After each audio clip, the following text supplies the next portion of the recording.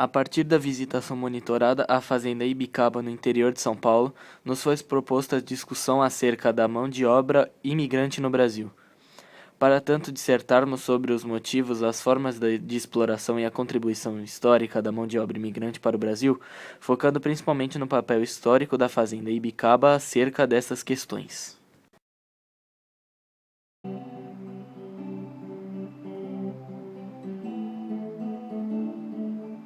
Bom, o principal motivo da introdução de mão de obra imigrante no Brasil foram as pressões que a Inglaterra fez. A primeira é que a Inglaterra pedia para o Brasil abolir o tráfico negreiro, né? Depois de muita pressão, o Brasil assinou a Lei de 7 de novembro de 1883, em que ele dizia que todo negro que entrasse no Brasil seria livre. Depois de muita pressão, depois de mais algum tempo, a Inglaterra aprovou o Bill Aberdeen, onde ela proibia o tráfico negreiro internacional, ou seja, no mundo inteiro. Logo depois, o Brasil assinou a Lei Eusébio de Queiroz, que dizia que proibia o tráfico negreiro no território brasileiro. Com isso, os negros que chegavam eram livres e o tráfico também era proibido. Restou apenas buscar imigrantes para os donos das fazendas. Por isso houve vários investimentos para trazer famílias da Alemanha, Suíça, Itália e outros países para o Brasil para trabalhar nas fazendas, tanto de café, principalmente nas lavouras de café.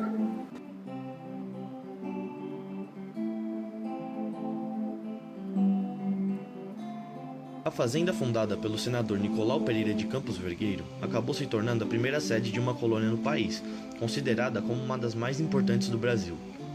A fazenda foi a primeira a instituir a mão de obra formada por imigrantes europeus no lugar da mão de obra escrava, principalmente por imigrantes suíços e alemães, mas isso somente 30 anos após a sua fundação. O senador fundou uma empresa conhecida como Vergueiro e Companhia, a qual recrutava os imigrantes da Europa financiando suas viagens. Porém, o imigrante precisava retribuir o financiamento, pagando a viagem com trabalho na fazenda por pelo menos cerca de 4 anos. As famílias que vinham recebiam uma certa quantia de pés de café para plantar e vender, e esse resultado das vendas era dividido entre a família e o colono. Essa espécie de contrato ficou conhecida como sistema de parceria. Muitas famílias fizeram parte desse processo, o qual teve sucesso por uma década e que deixou a fazenda de Ibicaba praticamente independente por todo esse tempo, servindo como exemplo para as outras colônias.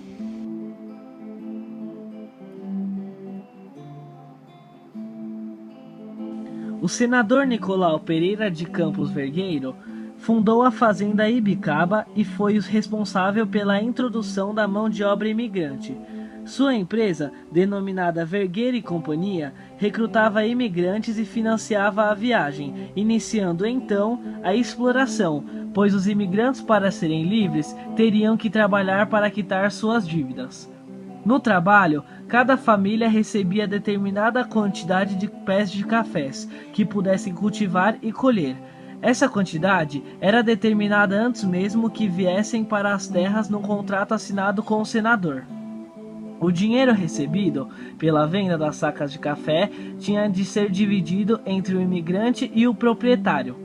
Porém, no contrato assinado entre o colono e o fazendeiro, havia uma série de exigências incumbidas, aumentando a exploração. Além disso, os juros para pagar a viagem aumentavam 6% ao ano e os imigrantes eram sujeitos a trabalhar em cafezais, localizadas em terrenos da baixa produtividade, e tinham que comprar gêneros alimentícios fornecidos pelo próprio fazendeiro, o que preservava a relação colono e fazendeiro. Para os imigrantes, foi um grande obstáculo enfrentar o clima e as culturas do Brasil, e isso, junto à exploração por parte dos fazendeiros, fez com que culminasse em uma revolta comandada pelo suíço Tomás Davatz, que ficou conhecida como Revolta dos Parceiros, tendo como palco a grande fazenda Ibicaba, que era a maior produtora de café da época. Essa revolta chamou a atenção do governo suíço, que reconheceu a condição que viviam os colonos, o que foi essencial para a diminuição do ciclo de imigração.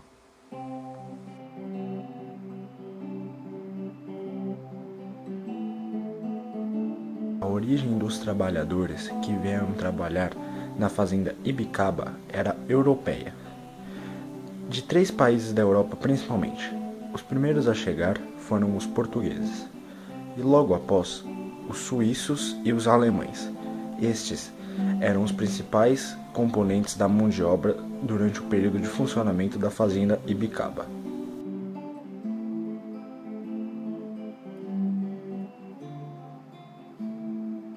A partir de 1880, a cafeicultura foi o centro motor do crescimento do capitalismo no Brasil, atingindo uma média de produção anual de 5 milhões de sacas. Essa atividade só foi possível graças à mão de obra imigrante, uma vez que o trabalho escravo negreiro, utilizado até então, entrava em declínio.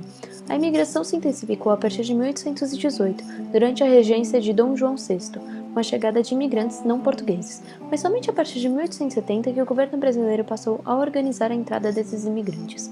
Além da herança econômica, os imigrantes europeus deixaram uma vasta herança cultural nas terras brasileiras. Diferentemente dos índios e negros, os europeus não tiveram muitos problemas ao difundir sua cultura. Eles poderiam se expressar livremente. Graças a esse fato, inúmeros hábitos nos foram herdados. Na época, esse aspecto também foi visado. Os intelectuais realizaram um projeto de engenharia social que tomava a Europa como um grande modelo a ser copiado. Portanto, segundo alguns políticos e pensadores, a imigração abriria portas para o gradual branqueamento da população brasileira. Nesse sentido, projetava-se a expectativa racista de diminuir a negativa presença de negros e mulatos na formação do povo brasileiro.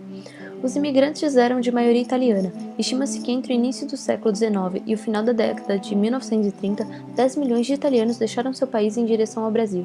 Também vieram significativos grupos de portugueses e alemães. Além destes, vieram também espanhóis, russos, poloneses, japoneses, suíços, entre outros grupos étnicos de menor expressão.